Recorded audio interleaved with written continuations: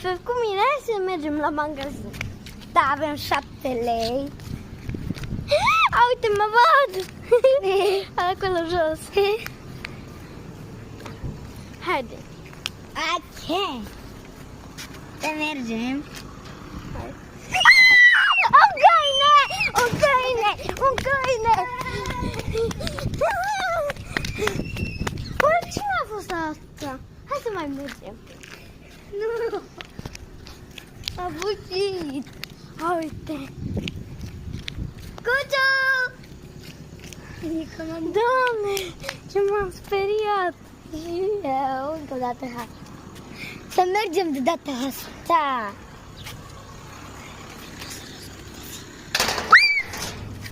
Bă, dar e așa, nu e multe. Haide. Să ne îmbrăznice. Lasă, te rog, să filmăm când mergem la magazin. Da.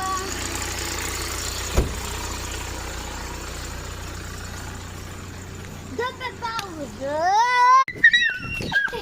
Vine după noi, cățel. Vine după noi, vine după noi. Mașină! Hai, zică-mi pic. Vine după noi. Vine să mă... Ba, da?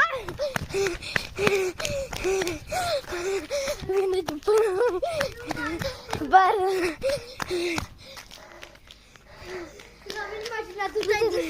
Uite, vine.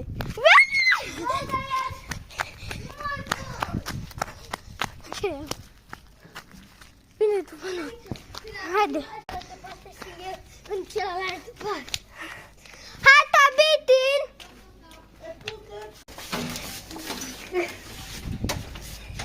Gata.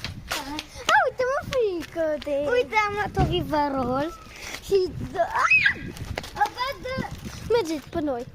Stai, filmează-l când vine după noi. Și ce facem? Cum e frică?